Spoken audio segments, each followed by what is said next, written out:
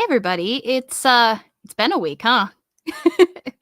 I'm so excited to see at least a few of you here in the chat. Usually when I do philosophy streams, it's not that popular because people don't like getting into the nitty-gritty of philosophical stuff, but this stream is a continuation of a previous one, and no, you don't have to have seen the previous one, though it will get more important as this series of stream goes on to have seen the previous ones in order to understand what's going on.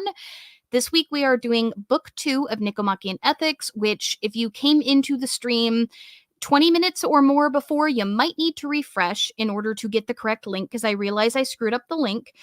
There is a link to a publicly available translation if you guys want to follow along. However, I got questions last time when I said I was using a paid translation about which translation I'm using. So, for those of you who are curious, I have the Robert C. Bartlett and Susan D. Collins translation from the University of Chicago Press of Nicomachean Ethics. So that is the translation that I am going off of. It is heavily annotated, and I have the ebook version, which means that I can click the annotations where it notes when different specific words are being used. So I can bring up, hey, this is the word in Greek, and these are different things that it means.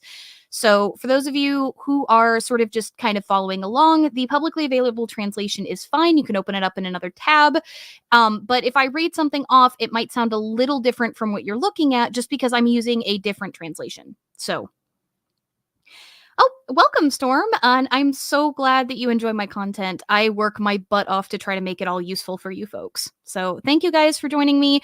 I'm sorry that I missed last week. To be honest, last week I just did not have the spoons to stream. I was caught up in a heck of a lot of work trying to get this week's video out. Even though it's a little shorter than my last video, it was a ton of research into a ton of different critters, which for those of you who don't know, this week's video is the snake and dragon hybrids of Hellenism. There's 13 entries on it, and I can almost guarantee that you probably don't know 2 of them unless you're one of my patrons and has been seeing me ranting and raving about my research. So you guys don't want to miss that. If you like mythology, this is going to be a fun one for you, because I went pretty deep into it, and I went and got a over $150 freaking monograph in order to make sure that I got my shit right. So I hope that you all enjoy that. With that, if you guys have any questions, feel free to ask as long as they are pertinent to the topic. So this week we are focusing again on book 2 of Nicomachean Ethics, which Aristotle uses to set out his arguments for the nature of what virtue is. Now, for those of you that are curious, virtue ethics are systems of ethics that focus on the development of character and virtue over, say, specifically divine edicts or absolutes, like black and white absolutes. Aristotle is at least somewhat unique in the fact that he was one of the first to propose the idea that virtue is the space between 2 vices, that it's a form of moderation and unique to both the situation and the person at hand. And so this is one of the ways in which virtue ethics differ from divine command theory, whereas divine command theory say, God or gods say thing is bad, so thing is always bad 100% of the time. In other words, a thief that steals a loaf of bread from, say, a tyrant who owns a store, they are still doing a sin, according to, say, the God of the Bible, no matter what. Even though they're starving, it's better that they starve instead of steal the thing. Versus virtue ethics might recognize that in that moment, survival is the more important thing. So there's room for nuance and context in virtue ethics. Virtues are also very broad categories of behavior, and they're seen as aspirations rather than absolute requirements. And virtue is seen as a character trait that is a skill that is developable. And we will get into that today because Aristotle very much lays that out point by point by point in book 2. So we are getting to the point where in book 1, we talked extensively about what makes something capital G the highest good. This book gets us to, okay, well, if we're trying to pursue the highest good to get to eudaimonia, or like that sort of self-satisfaction where your life is calm and you feel like you're doing the best you can, well, how do you do that? Will you pursue virtue? What is virtue? Well, now we're in book 2. So there we go. So, while we're here, chapter 1 He starts with the statement virtue then is twofold, intellectual and moral. This follows from the book one argument that the big thing that distinguishes mankind from other animals is our intellect and our ability to reason. So, this is kind of where we left off in book one. And he's now stating that virtue is both intellectual and moral. Both the activity and increase of intellectual virtue results mostly from teaching, so it requires experience and time. This is where like Aristotle more or less argues that you learn virtue actively, you are not born with it. So, when you are looking at virtue, specifically moral virtue got its name, ethike, by a slight alteration of the term habit, ethos. It's clear that none of the moral virtues are present by nature, since nothing that exists by nature is habituated to be other than what it is. So, the example that he gives here specifically is that gravity, basically. No matter how many times you pick up a rock and you throw it up over and over and over and over again, no matter how many times you throw that rock, it's never going to stop falling. It's not going to say suspended in the air unless some force holds it. Same with like fire. If you light something on fire, that fire is not going to go downward, even if there is fuel to fuel it, unless there is, say, oxygen for it to chase. Fire cannot be habituated to move downward. It will only ever go up. And so he also argues that, like, specifically different things in nature that are naturally moved towards certain things, which psychology has sort of discovered there are some parts of humanity that, unless there is a malfunction in the brain of some kind, either genetically or due to trauma or other things, humans are also habituated for. For example, psychology has shown that humans are very, like, we are communal creatures, for lack of a better way to put it. We are social. And so we have a tendency to move toward working together unless we are habituated out of it by social circumstances. So that's something where modern sort of knowledge adds to Aristotle's sort of declaration here. We are habituated into and out of virtuous things. So he argues neither nature nor therefore nor contrary to nature are the virtues present. They are instead present in us, who are of such a nature as to receive them and who are completed through habit. Completed here is a word that also kind of means perfected. It means that those of us who actively try to practice virtue are going to be the ones who perfect the virtues in ourselves.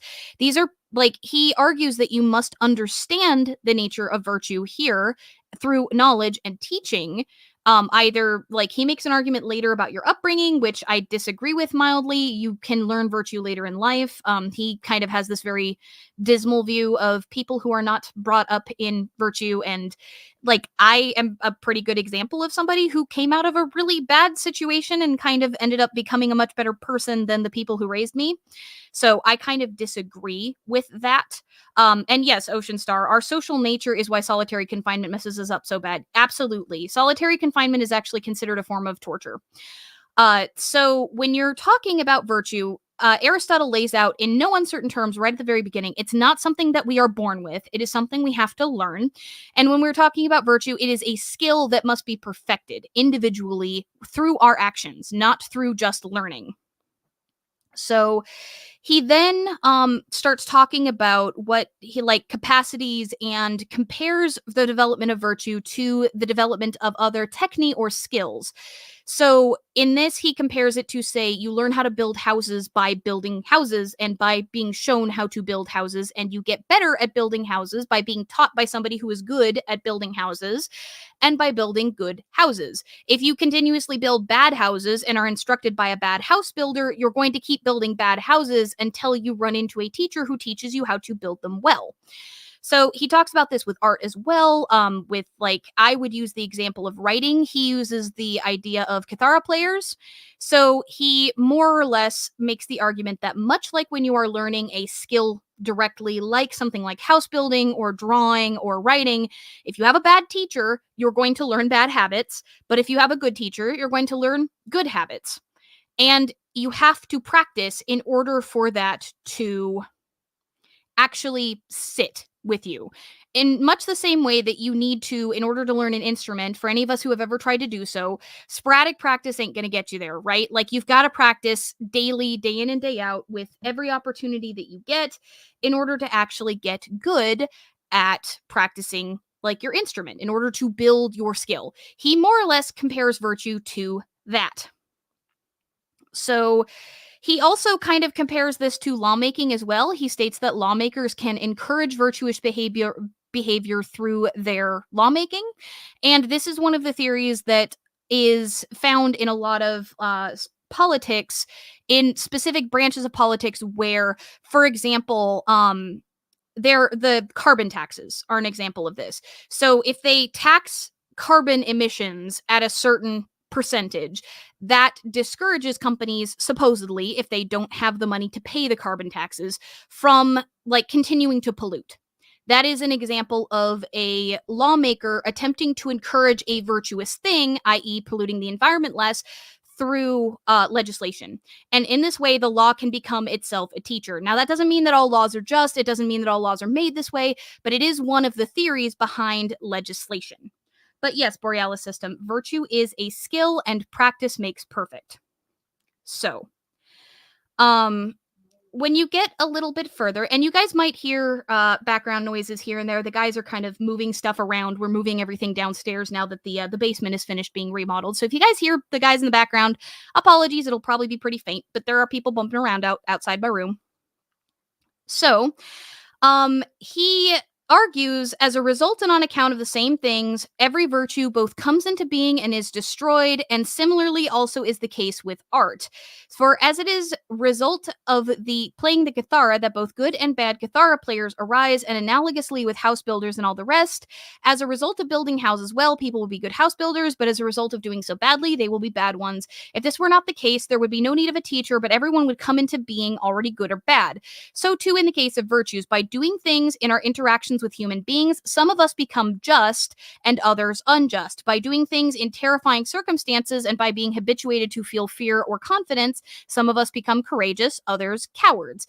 This case is similar as regards desires and bouts of anger.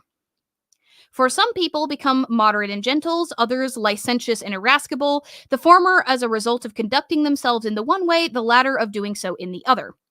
So we're going to get into this in just a moment, but when we're talking about feelings, he talks in chapter 2 briefly about how, like, I'm not sure if it's chapter 2, it might be like further along, but he talks about there are two different qualifications, there are two different sort of experiences that humans have. There are passions, which are like your feelings. Okay, Annalette, that's actually a really good question. So I'm going to interrupt my train of thought really quick to answer this. Annalette says, practice makes perfect or almost perfect. What is the definition of perfect in this context?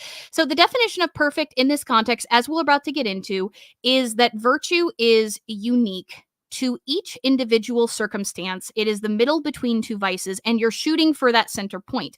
That might be unique for you. For example, we're going to talk about courage being the center between, I often call it, he calls it rashness in this translation. I often call it impulsivity. But courage is the middle between rashness and cowardice, right?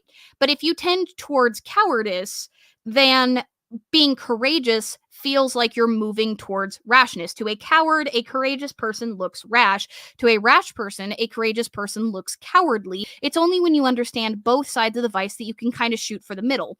So perfection isn't ever possible, but there is this ideal of perfection that we can strive toward by considering what the extremes in every situation might be and which of the virtues apply to the situation we're dealing with. So we'll get to that in a moment. Ikeda with the $5 super chat says, did the dove bring an olive branch to your basement? No, but we did get our basement fully repaired, so I'm very, very excited about that. So, getting back to chapter 2. So we talk about if we are conducting an examination, not so that we may know what virtue is, so that we may become good, since otherwise there will be no benefit from it. It is necessary to examine manners pertaining to actions, that is, how one ought to perform them. For these actions have authoritative control over what sorts of characteristics come into being, just as we have said. Now, acting in accord with correct reason is commonly granted, and let it be posited for now, what pertains to it will be spoken of later, both what correct reason is and how it relates to virtues. So, correct reason here is actually a very interesting phrase. It's acting in accordance with orthos logos. Orthos is an interesting word. Orthos means right, but orthos is not always true. As in, correct orthos in this is often compared to doxa, which is like opinion. So, orthos is often like acting in accordance with right reason is kind of comparable to the English phrase common sense. It's what is commonly agreed to be correct, but might not actually be accurate. So, for example, the common usage of pulling yourself up by your bootstraps might be an example of, say, common sense. However, the actual usage of that phrase has been changed radically from its original meaning and isn't actually even possible because if you were to pull yourself up by your bootstraps, of course, you'd be knocked on your butt because you'd be pulling your own feet out from under you. So, when you're talking about that, and yes, orthos is where we derive orthodox from. It's also where we derive the term orthopraxy, which is commonly used in pagan circle, right practice. So, usually, orthos is like, think of right reason when you hear this in this translation as translating roughly to common sense. It's not quite the same thing, but it's common thinking. But let's be agreed in advance that every argument concerned with what ought to be done is bound to be stated in outline and not precisely, just as we stated at the beginning that the demands made of given arguments should be in accord with the subject matter in question. Matters of action and those pertaining to what is advantageous have nothing stationary about them, just as matters of health do not either. So this is a really important point. This is Aristotle stating context matters. That is the very wordy, lengthy way of saying context matters. What he's saying here is matter of action, the discussion of what you should do and like what is good is always going to be theoretical and outlined because every single situation is going to have a different context, and thereby the correct action or the morally virtuous action is going to be dependent both on the one performing it, their motivations, as we'll get into, and the actual like situation at hand, what is specifically happening around you. So we keep coming back to this example of stealing bread. In the situation where you and your family are starving, there's a very different proper action in terms of stealing bread or not than in a situation where, say, you're a bored rich teenager and you're wandering around a grocery store, right? So when you're talking about the context, this is something that people intuitively often understand for themselves, but don't consider when evaluating the actions of others. For example, if you go cut somebody off in traffic while you're, say, on the way to the hospital, you are seeing that as a justified thing. Right? Like you're on the way to the hospital, you're trying to get somebody sick there. So obviously you speeding and cutting that person off feels like the right thing to do. Or even if you're on late to the way to work, it's technically breaking the law, but you feel like it's the right thing because contextually you know that. The person you cut off, on the other hand, is probably cussing you out because they don't know that. So all they see is you just being a dick, cutting them off, and of course they're going to get mad. They don't stop to think that maybe you might have a reason for doing that. So we often examine our own intentions and our own situations when we look at our own actions, but we very rarely stop to do so for other people. And so when we talk about what's virtuous and what's not, there's often missing information when we're judging other people's actions. So when we're talking about virtue, we're mostly talking for ourselves because we have all the information we need to make that decision, or at least we should.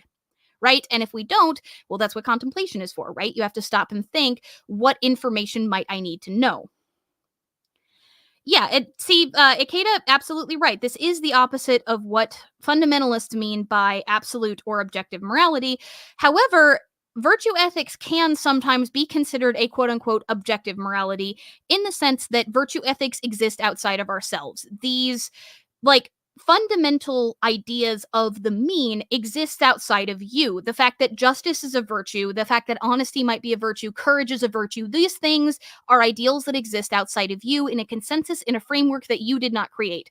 However, your own experiences and your own striving toward them are subjective by their very nature. Your progress toward that and what is the most courageous or truthful or moral or just action in that moment is determinant on you and the situation surrounding you.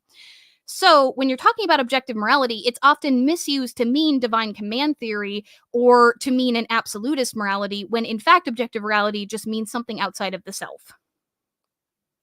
So, Annalette said, so you could say people tend to assume the worst of others. I forgot that, but there was this guy who proposed that the opposite of that for humans is all good and that we assume the best in others first. It really depends on in what situation we're talking about. When you're wronged by someone else, we have a tendency to assume the worst in other people. However, when we are like looking at our own actions, we tend to assume other people are judging us the way we would judge ourselves. So it's very interesting. We can get into that later, but we do have several more chapters we need to get through.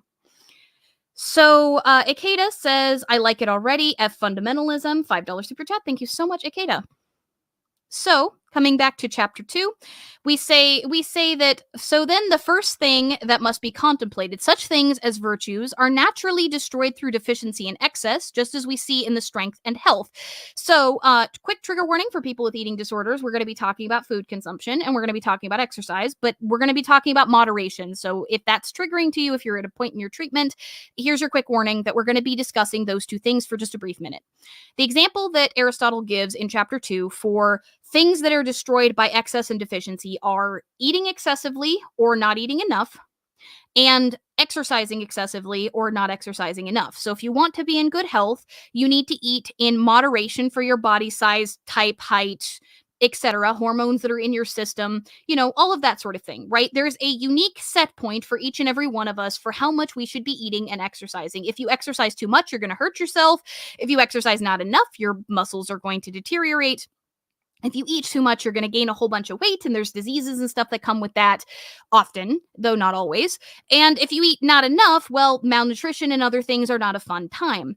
So when you're talking about moderation, we might not be able to hit that exact spot perfectly every single day, but eating and exercising with that in mind as a guideline, at the minimum, being mindful about it, is more likely to lead to healthier outcomes for us than just, say, diving headfirst into a bag of chips because they taste really good and not really thinking about the consequences, or absolutely deciding not to eat for 3 days because you're ashamed of something that you did or something like that. Right? Like, obviously, if you don't eat enough or if you do eat too much, you're going to have problems. Now, again, I'm not fat shaming here. I'm overweight myself. So this is just an example that Aristotle uses. It could be potentially triggering, but the idea of this sort of moderation is one of the things you get taught when you get treated in eating disorder sort of coursework, right? Like if you get CBT. So the idea is that you're trying to find what your body needs and you're trying to learn that rather than assuming that you know better than your physical needs do. So much like with health, when you're talking about exercise and food, you see something similar with virtuous things. If you are excessively, quote unquote, brave, then you can end up in a situation where you end up rash. And rashness is not particularly healthy, right? Rashness might be, say, there's a kid that's running out into the street into active traffic. Going and tackling that kid to try to save them might seem kind of heroic, but you and the kid might end up dead if it's not the best decision, right?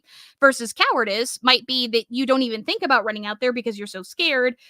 Courage would be calculating the situation as fast as you possibly can and figuring out whether there's a good chance that both of you will make it, right? So courage would be that determination between rashness and cowardice. It's that middle point. And for every situation, that's going to be different. What he's saying here is that if you practice virtue consistently, if you practice this sort of deep consideration consistently, it becomes more automatic in much the same way that if you exercise in a healthy way regularly, you get stronger. If you eat in a healthy way, then you either maintain or you get to a weight where your body is happy. And, if you continuously practice virtue, you develop your character. That's effectively what he argues here. Abstaining from pleasures, we become moderate. By so becoming, we are able to abstain from them. Much like if you lift weights over and over and over again at a reasonable amount and don't just injure yourself over and over again, because again, excessive lifting weights, that's a great way to hurt yourself. I've done that a few times. Yay me. But if you lift weights a whole bunch, right, and you do it at the correct, at the correct sort of medium point for you, whatever that weight happens to be, eventually it's going to get easier to lift that weight and you'll have to move up, right? So as you develop your character, it's much the same. It becomes easier and easier to do the virtuous thing by virtue of continuing to act in that way. It becomes habituated. It becomes a part of who you are. This is how all of our personality traits are ultimately formed. It's a combination of what we know and understand and how we act consistently. So then in chapter 3, we get into what I was starting to talk about before I answered the question, which is pleasure and pain as sort of um, a gauge of somebody's typical, I guess, their character. So he says at the beginning of chapter 3, the pleasure or pain that accompanies someone's deeds ought to be taken as a sign of his characteristics. He who abstains from bodily pleasures and enjoys this very abstention is moderate, but he who is vexed in doing so is licentious. He who endures terrifying things and enjoys doing so, or at any rate is not pained by it, is courageous, but he who is pained thereby is a coward. For moral virtue is concerned with pleasures and pains. It is on account of the pleasure involved that we do these things, and it is on account of pain that we abstain from noble ones. Thus must be brought up in a certain way straight from childhood, as Plato asserts, so as to enjoy well being pained as well as to being pained by what ought, for this is correct education. So I again agree with him that pleasure and pain are a sign of, at the very least, the ease of doing things. For example, when you first start exercising, let's talk about self-control here as a virtue. When you first start exercising, it might be very difficult to get yourself to do it every day. You might not have the virtue of discipline quite mastered. So it hurts to get down, to the gym or to your exercise mat or to your TV where you're watching the video or whatever it is. It's very difficult when you first start because you have to overcome inertia and it's not habituated yet. However, if you continuously engage in this self-discipline, it gets easier and easier not only to exercise, but to discipline yourself to do other things because you get habituated to dealing with the difficulty. Now, I'm not going to say that everybody stops and starts enjoying discipline. I'm not going to say that the pain ever stops for everyone because, to be honest, the nature of discipline is doing things you don't necessarily want to do, but it definitely does get easier, as he points out, from courage, or the pain at least lessens. And eventually, with exercise in particular, if you habituate yourself, it'll feel weird when you don't work out. When I got sick, I was working out daily for months and months and months. When I got sick, it was very difficult not to get up and go walking every day or to go weight training on the days that I was supposed to, because my body wanted that movement, right? I habituated myself to exercise being a part of my daily routine such that it felt strange to me when I stopped doing it. So when you're talking about things like discipline or justice or courage, repeatedly acting in accordance with virtue makes it easier to keep acting in accordance with virtue. It's like any other training. It's like if you draw faces over and over again and you're doing so from good references and other things, especially if you've got a teacher who's helping you out, you're going to get better at drawing faces. It's the same thing. So, further, if the virtues are concerned with actions and passions, and pleasure and pain accompany every passion and every action, then on this account, too, virtue would be concerned with pleasures and pains. Punishments are indicative of this as well, since they arise from these pains. They are a sort of curative treatment, and curative treatments naturally take place through contraries. So, passions here are in reference to the things that we feel, right? Passions are the pleasure that you feel when you say eat something, or the anger you feel when somebody does something wrong. These are instinctive reactions. Now, we have a choice when we first feel passions to go along with them, i.e., you get mad at the person and you stay mad at them, you continue on that train of thought, or we can refuse them in the sense of, say you get mad at someone for stepping on your foot, but then you stop to think and you're like, oh, well, clearly that person was in a hurry, they didn't mean to, and you let go of your anger, and your anger could go away from that. Passions are instinctive reactions that we can choose to either go along with and indulge, or we can choose to ignore them and move on. Absolutely. Virtue can, Misty, be seen as an aspect of self-care. Absolutely. Ocean Star says, isn't this the case with any habit and not just virtuous ones, though? Someone who is routinely timid will find timidity easy. Absolutely. It is absolutely the same with any habit. But the thing is a lot of people see virtue as being something that is innate. A lot of people, and we can get into this in a future live stream if you guys want, but a lot of people think that you are born cowardly or you are born courageous or you are born talented. Like, I hate the word talent when you talk about art because all talent usually is hours and hours and hours of practice that you just haven't seen. People seem to have this view that your personality and capabilities are completely set at birth, and that is wrong. Like, it is absolutely wrong. We are not born virtuous. We may have some tendencies from our birth. Some people tend towards anxiety more because of the hardwiring of their brain and their experiences growing up. Some people tend toward depression more, but that doesn't necessarily mean you are doomed to be an anxious, cowardly wreck or that you are doomed to be a depressed, miserable human for the rest of your life. It means that you have a slightly harder time finding that center, and that center may be a little close to timidity or a little closer to moroseness and negativity than it is for another person who is born more on the chipper side or more on the more on the rash side, right? So he did say that virtues are not innate in the previous section, but this is something that I think I need to underline because a lot of people judge themselves inherently as being one thing or another. And I want to underline that Aristotle is stating here that you are not yourself one thing or another. Your actions determine that. You can practice being different if you choose. Now, I'm not saying this for things like mental illness. If you've got ADHD, you're going to inherently have a harder time with discipline than some other people. If you have, if you're on the autism spectrum, there are certain challenges that you are going to have that are innate to those particular characteristics that you've inherited. So these things, if you're born, again, tending towards anxiety, you're going to struggle with anxiety more than somebody who doesn't have that particular gene expression or those experiences, right?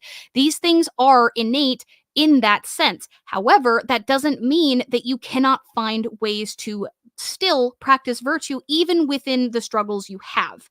Because I, for example, am extraordinarily disciplined despite the fact that I have ADHD because one, I have sought treatment for it, and two, I have built a bunch of habits knowing my limitations, understanding myself, which is a very important aspect of pursuing virtue is understanding yourself, Delphic Maxim 1, know thyself, right?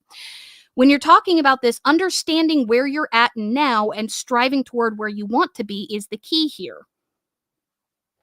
So, yeah, Christianity has absorbed a lot from other cultures, Mary.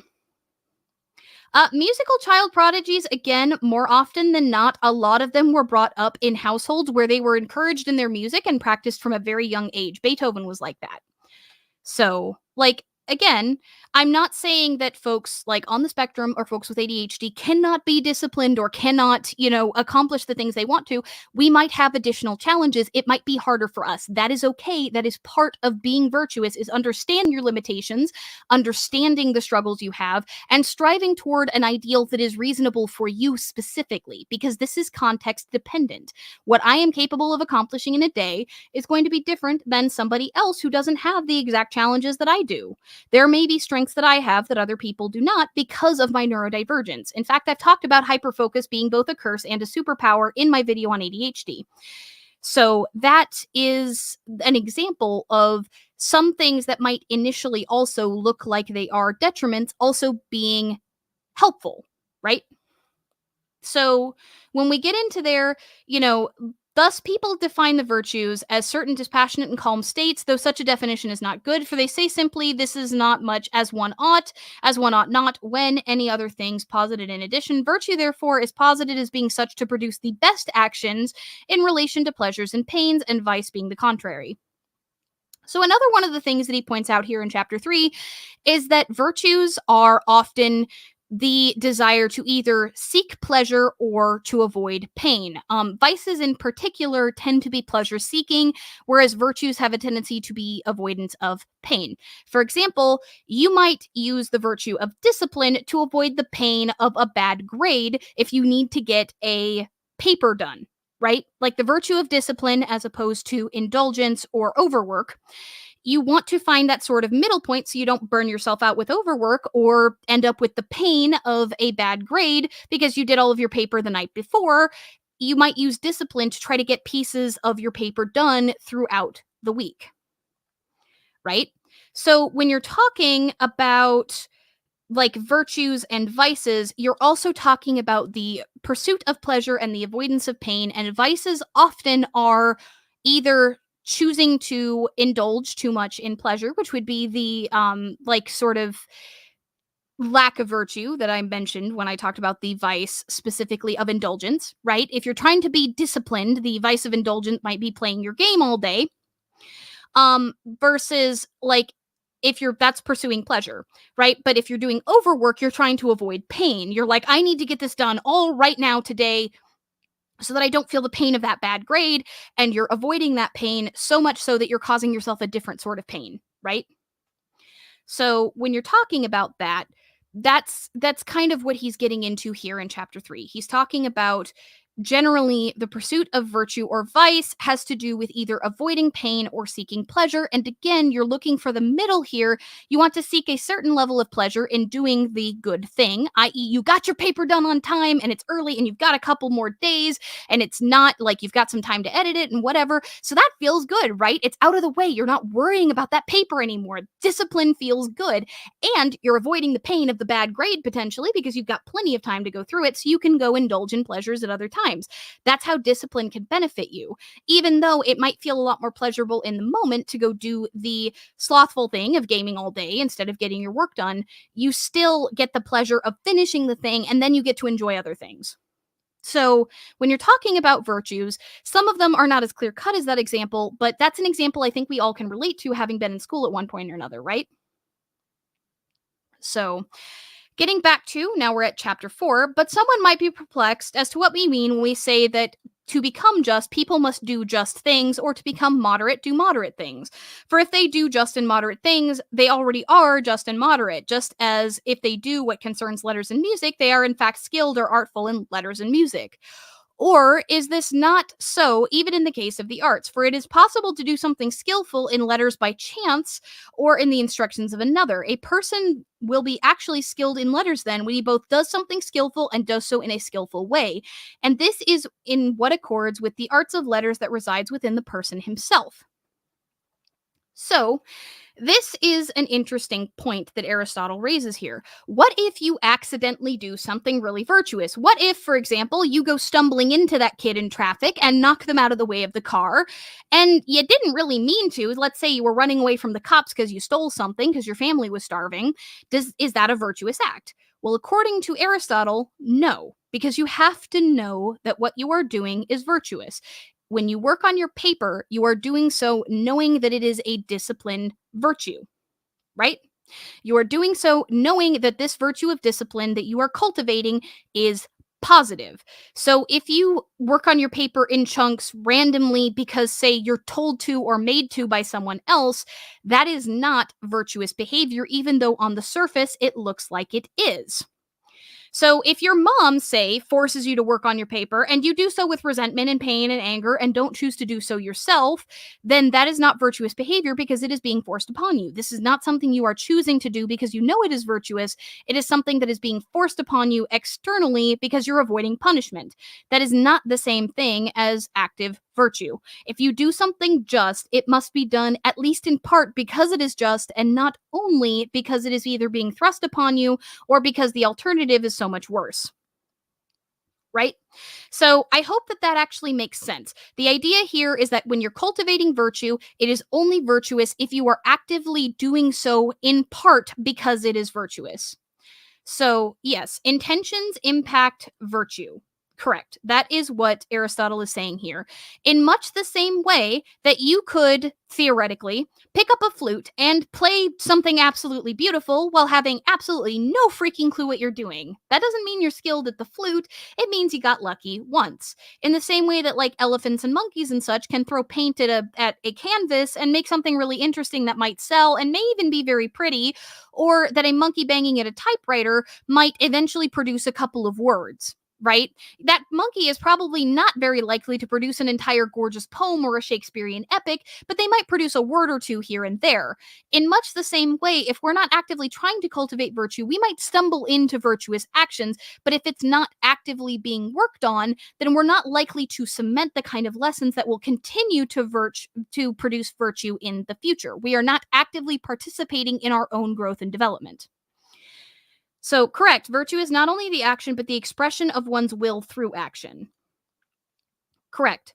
So that means effectively that if you want to cultivate virtue in yourself, it has to be done consciously. It has to be something that you are actively trying to do. If you want to get better at playing an instrument, you have to practice that instrument.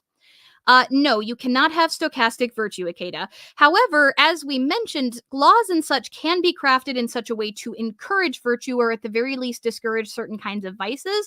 Ultimately, nobody can be forced to be virtuous if they do not choose to. For example, if you wanted to be particularly slothful, let's go back to the paper that we were talking about writing earlier, you might pay somebody to write that paper for you.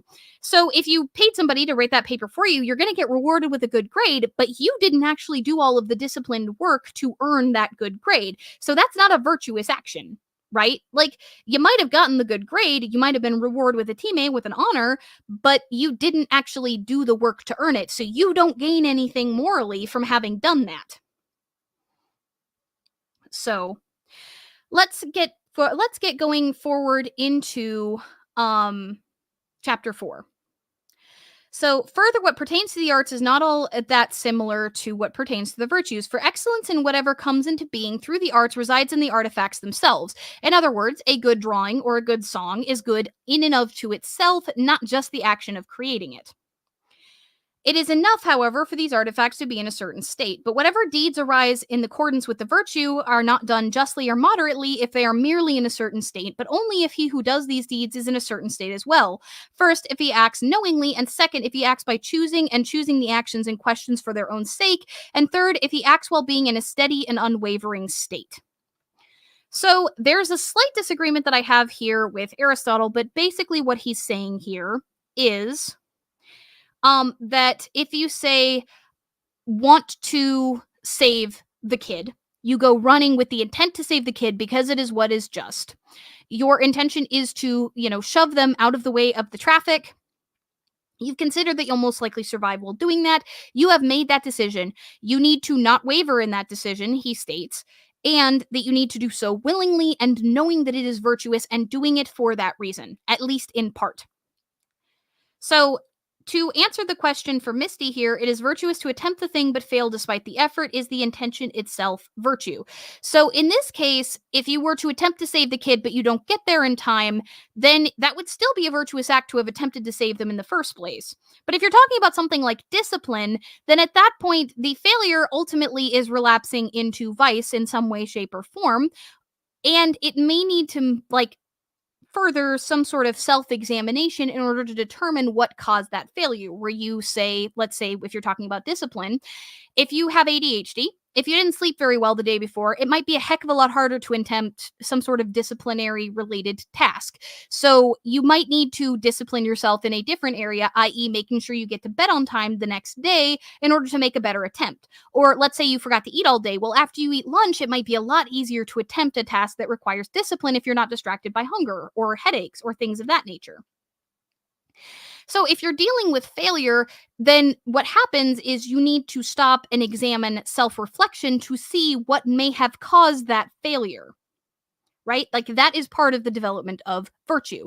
What was it that kept you from being able to do the virtuous thing? Because again, we all have different vices and we all have different virtues, like different sort of goals that we need to attest to, and what you might be capable of doing is going to be different than what somebody who doesn't have the same background and birth and experiences of you might be able to do. So I hope that answers your question. If the failure is always your vice, or could eternal factors impede you outside of your personal virtue? I'm not entirely sure what you mean by that, Ocean Star. Could you elaborate a little bit? So we are now into Chapter 5, after this, what virtue is must be examined. Now, since there are three things that are present in the soul, passions, capacities, and characteristics, virtues would be one of these. I mean by passions the following: desire, anger, fear, confidence, envy, joy, friendly affection, hatred, yearning, emulation, pity, and general those things that pleasure or pain accompany. And capacities are those things in reference to what we are said to be capable to undergo these passions. For example, those in reference to which we are able to feel anger, pain, or pity. So, this is the example that I gave earlier. Capacities would be your unique sort of predilections towards how intensely you feel certain things, right? Your capacities are your, if your brain is more like by birth tending towards anxiety, your capacities may be affected towards feeling fear a lot more intensely than somebody who does not have that particular characteristic. I am naturally more impulsive than somebody who does not have ADHD, right? Folks on the spectrum deal with unique challenges that, again, have to do with their particular circumstances and their experiences. Somebody who has PTSD from experiences growing up or from experiences that they've had might have certain responses, certain capacities to certain events that are related to those things that might incapacitate them towards doing, say, courageous or disciplined things after they've been exposed to those particular triggers. There are things that one can do about that. There are treatments that one can undergo. There are certain things that you can work on regarding to those things. But where you start is your capacity. When you are starting to think about these things in more detail, your capacities are your baseline. And your capacities change as you practice virtue. So my capacity currently toward discipline is different than when I started my attempts at becoming more virtuous. I have gained more capacity for discipline because I have practiced it more. So these things are not immutable either. The to achieve virtuous result always the result of one's personal vice, or can external forces prevent you from performing virtuous actions? Well, again, that's why we talked about virtue being dependent on the environment as well. The situation in which you find yourself does factor into what a virtuous action is. So a situation cannot prevent you from performing a virtuous action because what is virtuous is determined in part by the situation you are currently in. So that means that when you are considering what is virtuous in that moment, it is not some sort of external gold standard. It is dependent on both the external circumstances and your own passions and capacities, your feelings, and your inherent sort of current training, quote unquote, where you currently are. So let's see. Misty says, so it's virtuous to attempt something and fail since the intention is virtuous, but then it is also virtuous to notice where those failures come from and improves on your attempts for virtues. Exactly. That's part of how you train yourself to become more virtuous. You examine both the reasons for potential failure, lapse into vice, and you also continue to attempt toward that goal in the hopes that you keep moving closer and closer to what that ideal is for you, which of course is going to keep shifting as time goes on. What is discipline for me now is radically different than what was discipline for me 5 years ago, right? Because the circumstances in my life have changed, but I have changed also through both my own effort and from the changing circumstances in my life. The kind of discipline that I need currently to run two separate careers is a radically different level of discipline than it was when I was only writing. So, let's see. Borealis says, so how would getting help work into doing something for yourself? Like, would it be considered to be from outside yourself or within yourself? If you are choosing actively to go and try to get help to work on the things that are currently making you struggle with certain parts of virtue, that is considered virtuous. That is a form of self-care. It is a form of moving forward. If you are attempting to remove the blocks that are currently preventing you from acting virtuous, what you would consider virtuous in certain situations, that is absolutely a virtuous action because you are trying to improve yourself in that moment. Now, it doesn't necessarily mean that because of your capacities, you'll be able to get toward what you initially think your ideal is. We have to be very, very realistic with ourselves about what we are capable of. Um, he actually he actually does make connections with animals, except he specifically says that animals are incapable of virtue because they do not possess the quality of reason, which modern science is still kind of jury's out on that. We do know that there are some animals that do appear to have strong capacity for reason, but the kind of communication that animals engage in largely is very different than the one that humans do. So it jury's a little bit out on that, but he specifically states that what separates us from animals is reason, so he believes that animals are incapable of virtue. They are driven entirely by nature. So, and Ocean Star, I completely agree with River here. Please don't be hard on yourself. Like, if you're having a hard time phrasing your question, if I ask you to clarify, that's not an insult to you. It just means that I need a little bit of clarification because I want to answer your question and I want to help. Let me know if that actually makes sense, both you and Borealis system.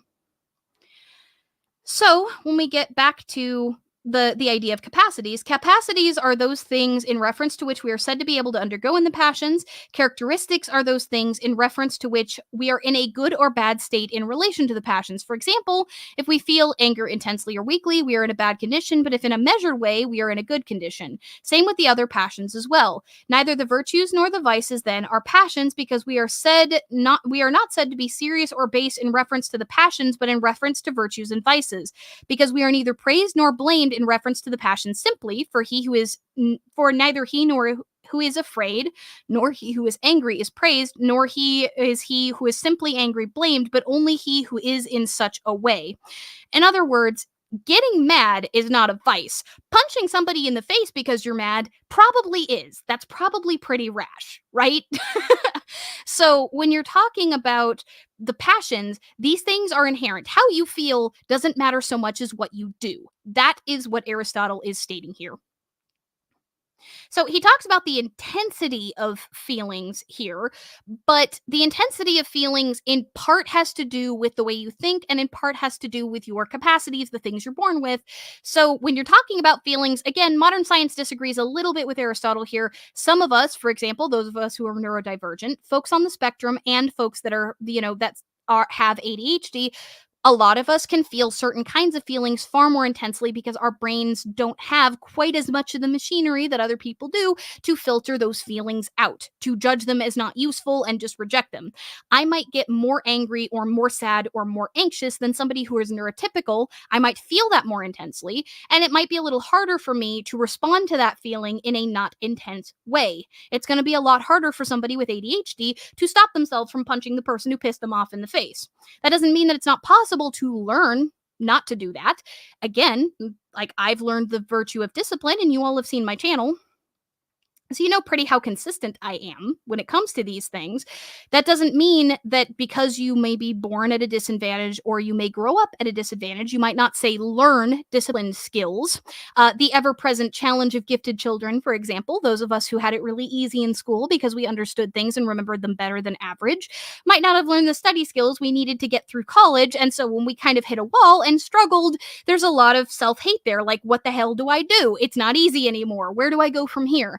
But you can develop the skills of discipline and study habits and other things. It just might be a little harder for you than somebody who had to study all the way through high school. Misty, it means that there's a very specific situation in which punching Nazis is appropriate.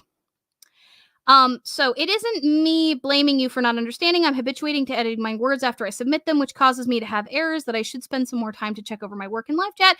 Hey, if you have to take a little bit of time to check over it, I'm not going to blame you. Just let me know. I will continue my thought. Patience is a virtue. Yeah, Ocean Star, absolutely. Story of the Writing Right is the story of a different childhood. Like, developing writing skills is a roller coaster. And one of these days, I will do a stream on writing and developing your skill as an artist, because there's a lot of psychological hacks. 90% of writing is overcoming your own BS. So we'll get there. So when we're talking about our characteristics and we're talking about our virtues and vices, what he's saying here is, just because you feel a certain way, just because you get pissed because somebody stepped on your toe, doesn't mean you're going to get judged for getting pissed. You have every right to get pissed. If you turn around and punch that person in the face or yell at them, you might be judged for indulging in the vice of rage. Versus moderate, appropriate anger might be what, like, turning around and being like, what the hell, why'd you step on my foot? Versus, a version of, say, just impotence, being a doormat, might be that you just stop and don't even think about the fact that they stepped on your toe and, like, oh, please, sir, can you step on my other foot? Like, that's what I mean. So when Aristotle is talking about this, he's saying effectively, it is not your feelings for which you are judged, but it's the actions you take because of them. And virtue and vice ultimately are about both avoiding pain and seeking pleasure with those actions. So if you punch that person in the face, you might feel a bit of pleasure for doing so, right? It's satisfying to get revenge. Like, that feels good. For a lot of us, right? Like, that's most people. If somebody, like, stamped on your toe, it would probably feel good to retaliate. And if you tried to avoid it, you might be avoiding the pain of fear. You might be afraid that that person would step on your other foot if you don't say anything.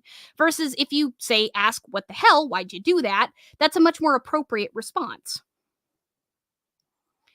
So, again, in every situation, there is a virtuous action, and you must determine both which virtue it applies to, which we'll get into in later books, and which sort of vice you tend towards so you can act out of accordance potentially with your instincts, unless you've already trained yourself well enough in virtue that you instinctively want to do the right thing. So, getting back to chapter 6, yet one ought to say this, that virtue is a characteristic, but also what sort of characteristic it is. So now we're getting into, okay, characteristics are things you develop, it's how you respond to stuff. What kind of characteristic is virtue? It must be stated that for every virtue, both brings of that which is the virtue is into a good condition and causes the work belonging to that thing to be done well. For example, the virtue of the eye makes both eye and its work excellent. For by means of the virtue of the eye, we see well. So basically, he's saying if you have good eyes, you see well. Similarly, the virtue of a horse makes the horse both excellent and good when it comes to running, carrying its rider, and standing its ground before enemies. If indeed this is so in all cases, then the virtue of a human being too would be a characteristic as a result of that which the human being becomes good, and as a result of that which he causes his own work to be done well. And how this will be, we have already stated. So this comes back to book 1. We talk about what is the work of a human being. Well, the work of a human being is to pursue eudaimonia, that sort of satisfactory state, through the application of reason to our actions.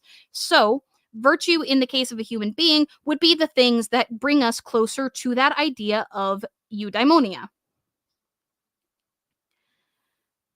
So, the word that we are talking about when we're using the word virtue is arete.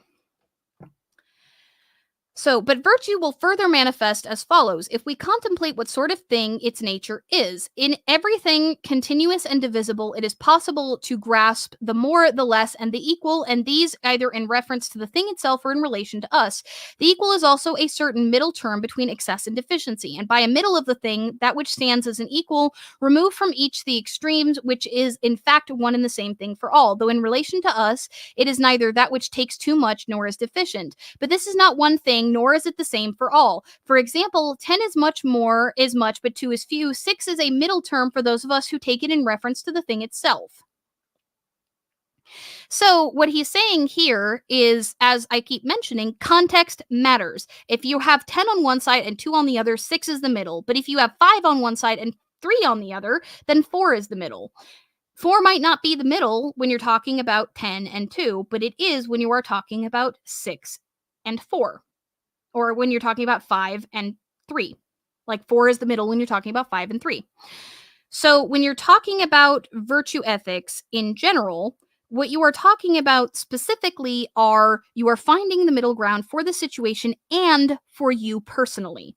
So when you're talking about virtue, what you are talking about is finding that ground and figuring out which also of the various virtues it is that you are striving for. Moral virtue, for it is concerned with passions and actions, and it is in these excess deficiency in the middle term reside. For example, it is possible to be afraid, to be confident, to desire, to be angry, to feel pity, and in general to feel pleasure and pain to a greater or lesser degree than one ought.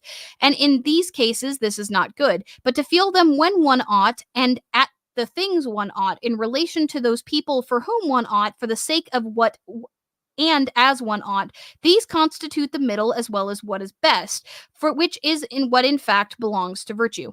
So what he's stating here is that if you tend toward rage, for example, and you work and work and work on responding to, say, having your foot stepped on or other things that would normally inspire rage in you in a moderate way, eventually you will feel anger less intensely than you did naturally because of the fact that you are not feeding the cycle of responding with rage. So, by the very practice of virtue, of finding that middle ground between excess and deficiency, you will train yourself to respond, act, and feel differently. But it has to be done with intention. If you are doing it to avoid a punishment or to like do some sort of reward rather than for it itself, your brain is not going to rewire itself. This comes back to the concept of neuroplasticity. We talked a little bit about it in the first video. We talked about it in the ADHD stream, but for those of you who haven't seen those, here's what neuroplasticity is. Neuroplasticity is what I talked about earlier. Remember when I mentioned exercise? Remember when I said that if you exercise a whole bunch, if you exercise consistently at the same time every day, etc., it gets easier to show up for the workout. Eventually, it feels weird not to, right? That's because your brain physically rewires itself to be better at doing the things you practice. So if you write well, if you are trained to write well, if you have a good teacher, if you work out regularly, your brain, those neurons that are firing together to do those things, get more and more tightly bound together. And that is how habits form. So when you are talking about virtue, when you are talking about being conscious, making that choice, eventually that conscious choice becomes a change in your brain chemistry itself, and it gets easier to do, which then, of course, shifts the virtue. Yep, what fires together wires together. That is one of the best phrases I've ever heard. My counselor has said that too, Ocean Star. So when you're talking about firing together, wiring together, when you're talking about developing virtue, your actual passions, your feelings themselves will change by the nature of the way you respond to them. If you are a rageful individual and you consciously choose not to respond to that rage consistently, you will rage less inherently because you're not rewarding your brain with the dopamine hit from the catharsis of responding to your rage. So you will feel less rage overall. It's the same thing with if, for example, somebody is a compulsive liar and wants to work on the virtue of honesty. If you force yourself to tell the truth time in and time out, eventually your brain will stop pinging itself to lie because you won't get the dopamine hit from lying.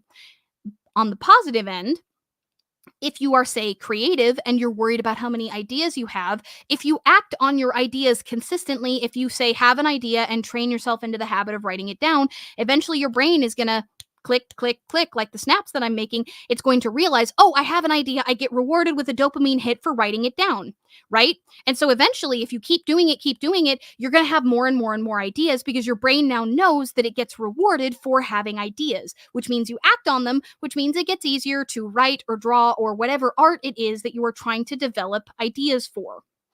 So, when you're talking about developing virtue, what you are talking about is rewiring your brain physically toward an ideal that you set for yourself that is between the excess or deficiency of the particular ideal you are moving toward. And that can be culturally influenced. It can also be influenced by your specific situation. For example, the kind of discipline that is required of an American or a Japanese worker is going to be very different than the kind of discipline required of, say, a French worker in order to succeed at their job. The kind of discipline that you might need if you are a student is going to be different than if you're a YouTuber, or if you are, say, a streamer, or if you are an author, or if you're an artist. Whether you're making money off of the thing might change the level of discipline that you might need to apply for it. If you want to discipline yourself into getting really good at a game, that's going to be very different than trying to discipline yourself to do something that is your job.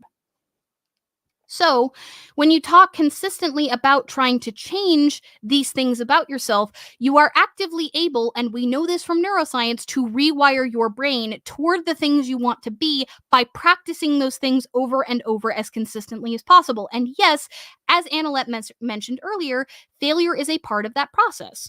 That is naturally a part of that process.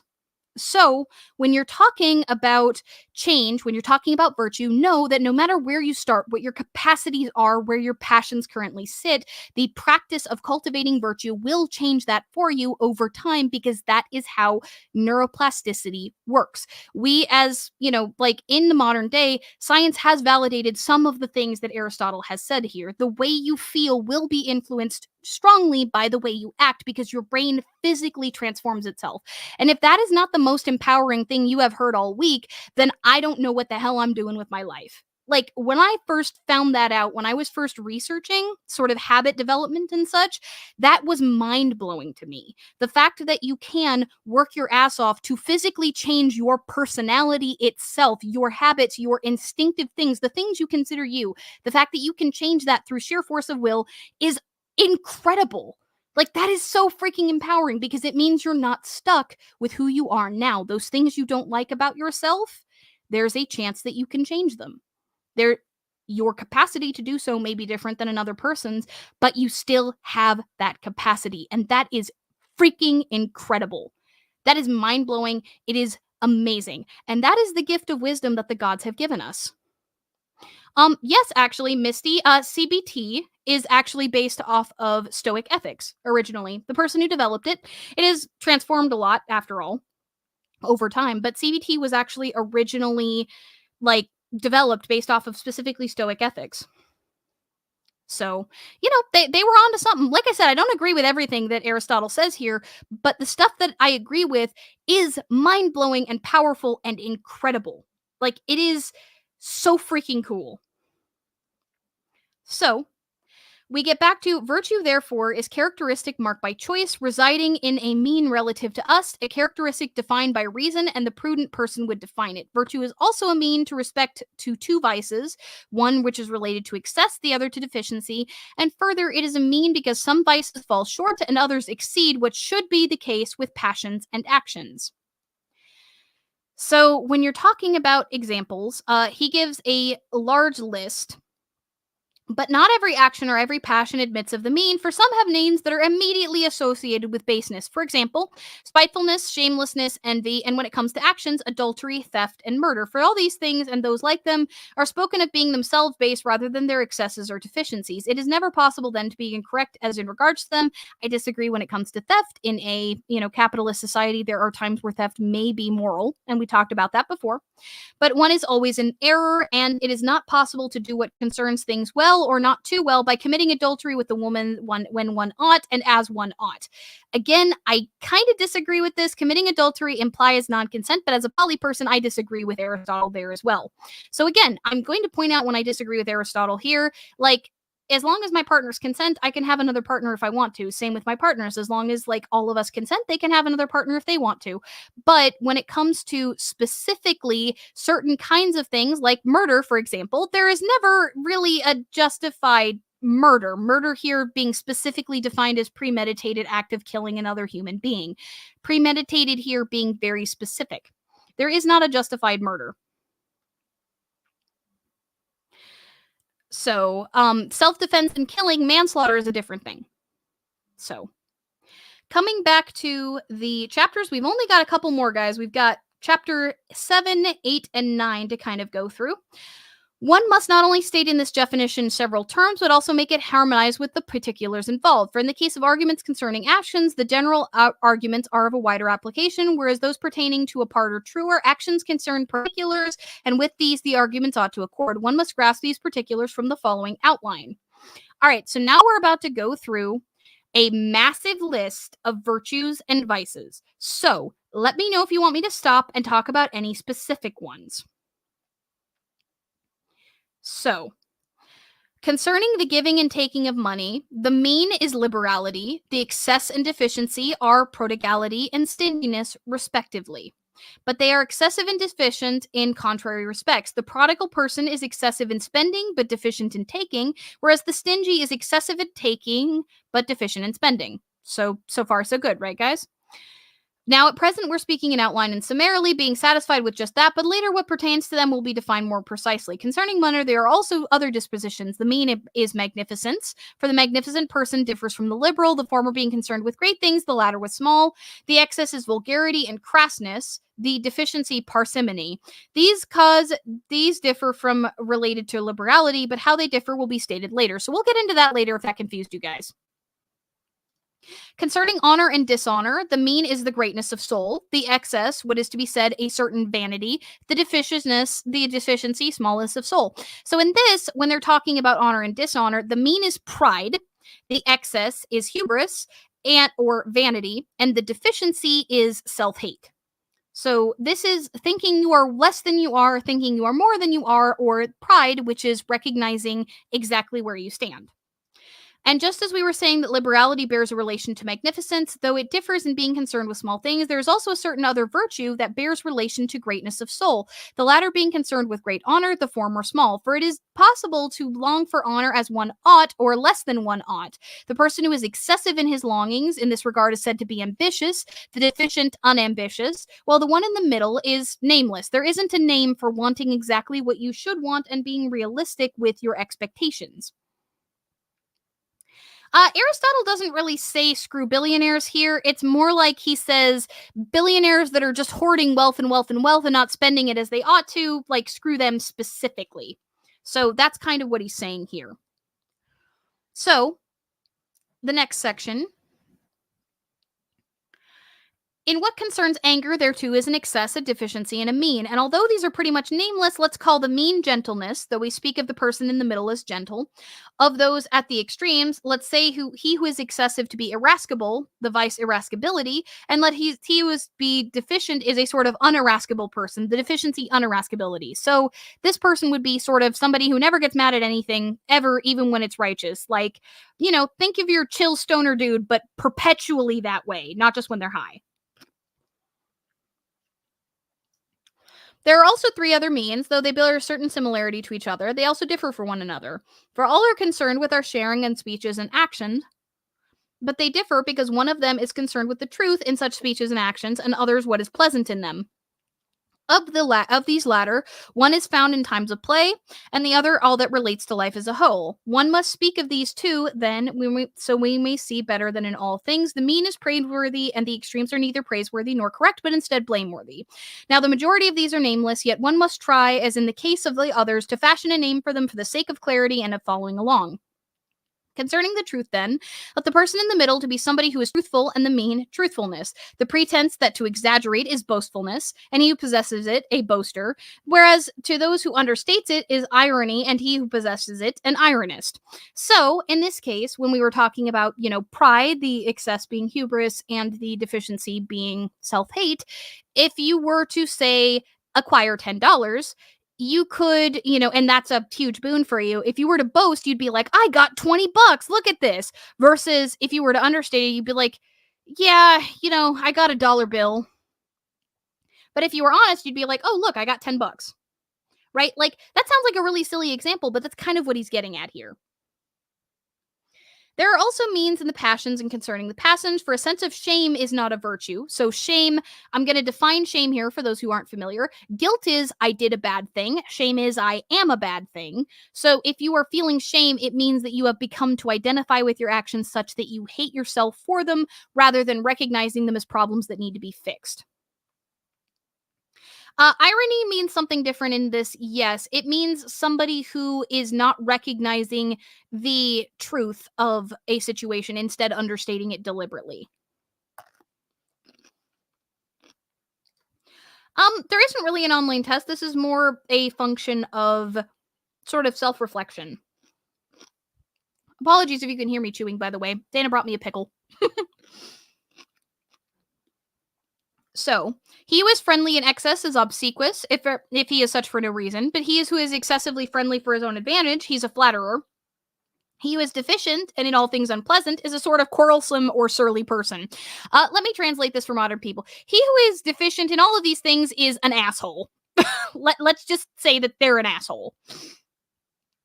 So, concerning the truth, let's see. As for what is pleasant in times of play, he who is in the middle is witty, and the disposition wittiness. The excess is buffoonery, and he who possesses it a buffoon. And he who is deficient is a sort of bore, and the characteristic is boorishness. As for the remaining part of what is pleasant, what is found in life in the whole, he who is pleasant ought to be friendly for the relevant mean, friendliness, but he who is friendly in excess is obsequious. Have you ever seen somebody who's like, oh my God, I'm so happy to see you. You're amazing. And you're like, barely know this person? That's obsequiousness. Versus like that dude's like, oh, it's you again. That's an asshole. Right? Versus, oh, hey, look, it's you again. That kind of middle ground, right? There are also means in the passions and concerning the passions. So we talked about virtue. Shame is not a virtue, but he who is bashful is praised. As in, bashful here is also sort of like awe or reverence. This is specifically talking about toward the gods. Like this is sort of a mention of like he who is humble before the gods specifically is praised. There's one person who's said to be in the middle, another who's in excess, like the shy person who feels shame in everything. He who's deficient in this is generally ashamed or who is generally ashamed of nothing is shameless, versus somebody who is in the middle is said to be bashful or in the middle. Indignation is a mean between envy and spitefulness. So, in other words, like these concern pleasures and pain in the fortunes that befalls one's neighbor. The indignant person is pained at those who fare well undeservedly.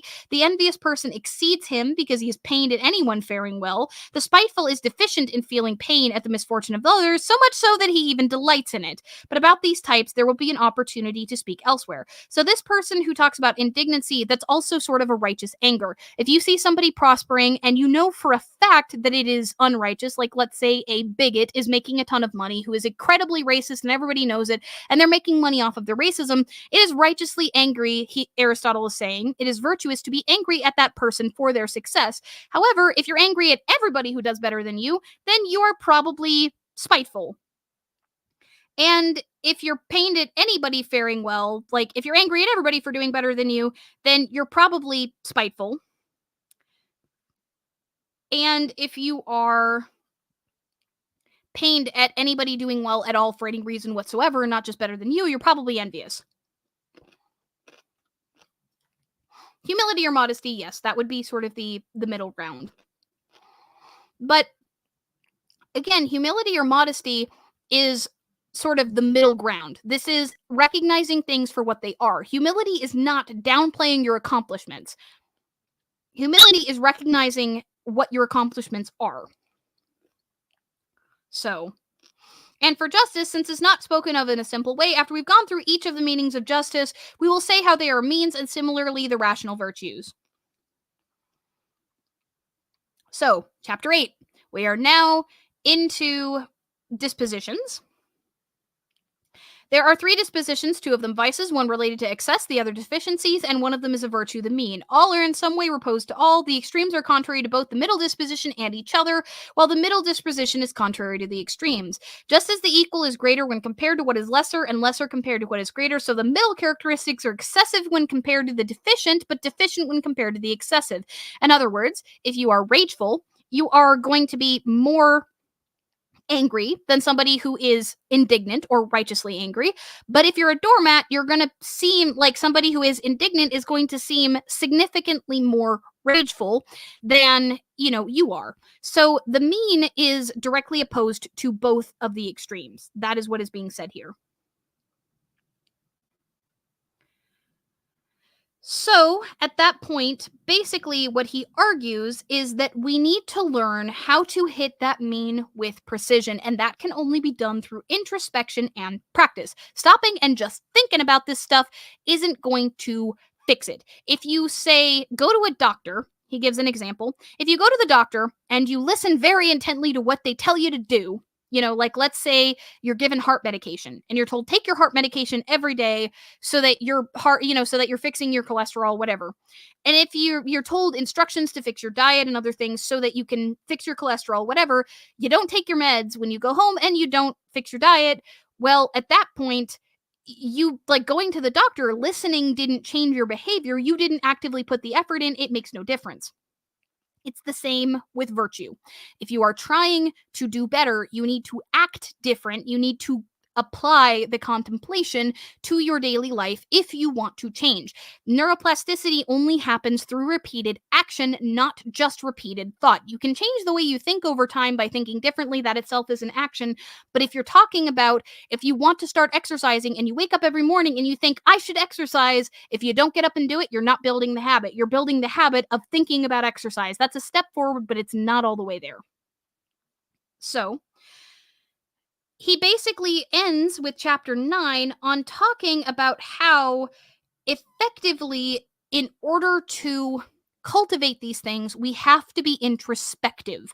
We need to not only be educated on what the mean between these things are, but we have to examine our actions against that mean and strive toward it actively in order to change ourselves.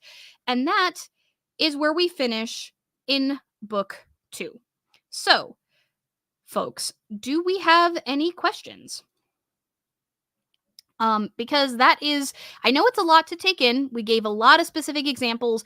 Further books are going to get into even more specific examples, but this is kind of the basics. Virtue, if we define, is the mean between two vices, one of which is characterized by excess, the other one is characterized by deficiency. It is a goal that we should strive towards, though that goal shifts with both the situation and with who we are and where we are specifically, cultural situations, as it were, as well as the specifics of the situation in which we find ourselves acting. And we can only get better at striving toward virtue by being introspective and acting directly. Like any other skill, it is determined by practice. We can only get more virtuous by practicing virtue and introspection.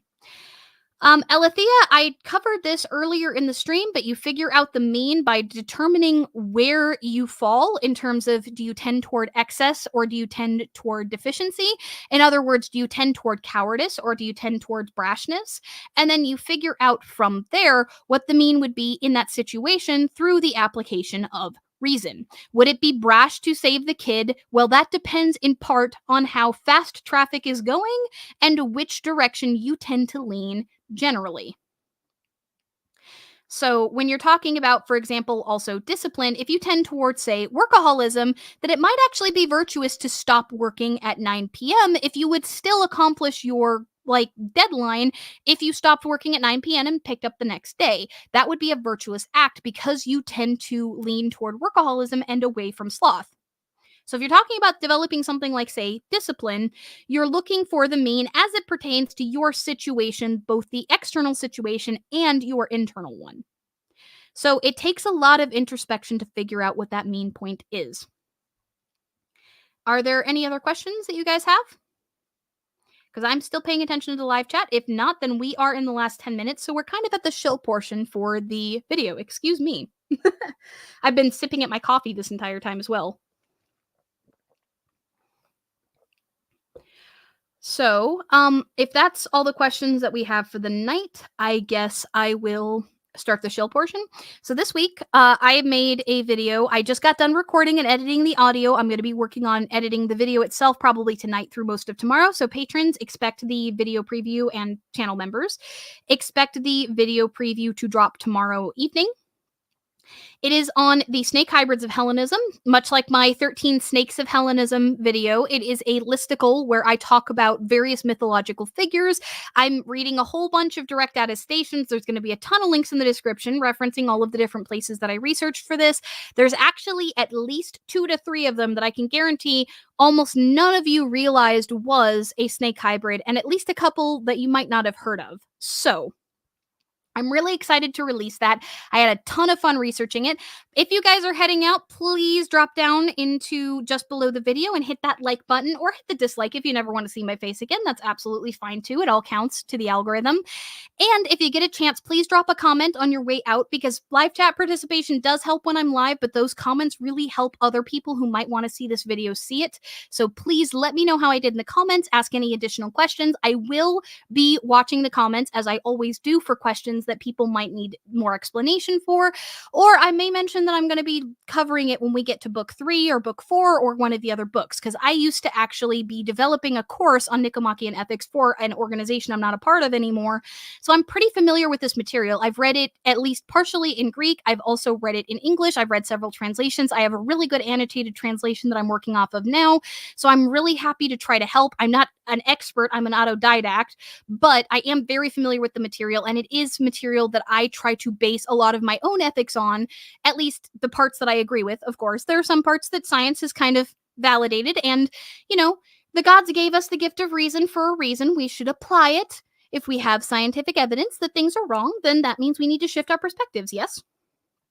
So when we're back to that, please let us know, and I will keep moving forward with our next live stream that I'll be putting on. Will most likely be our as in the channel and the audience. My next live stream that I will be putting on will most likely be next Monday, I hope. And it will probably be on book 3 of Nicomachean Ethics if I don't end up with a guest or something earlier than that who would like to come on for an interview. So that is my current plan. The Snake Hybrids of Hellenism video preview should be up pretty soon. It will be premiering on Thursday at 6 p.m. 6 PST, 9 EST as per usual. So I'm very excited for that to come out. And then the video after that, I'm hoping, assuming that I'm able to put together a strong enough script for it, the video after that, after the following 2 weeks, is going to be divinatory ethics. Because as controversial as some of my views might be, I want to start a conversation on divinatory ethics because I've seen a lot of hot takes and I see a lot of arguing about certain things. And so I kind of wanted to put my perspective out there in a longer form sort of dissertation, as it were, for lack of a better way to put it, so that folks can kind of continue that discussion. So those are the next 2 videos that I'm planning on putting out. Live streams may or may not be a little sporadic depending on the videos that I'm working on, though I will try to keep them weekly. Thank you all again so much for hanging out with me. Thank you all again for so much for sticking through that. Again, if you are here on the playback, please drop down into the comments. Let me know what you learned. Let me know what you kind of applied from that, what you found cool, what you're confused about. Ask me questions. I would love to answer you in the comments, and I would love to see discussion in the comments as well, because this is really cool stuff, and it's very applicable to our daily lives. Even if you're not a Hellenist, this is useful, ethical stuff. It doesn't rely on the existence of the gods for virtue to be a thing. So thank you all again so much. And as I always say, we are stronger together. Have a good night, everyone.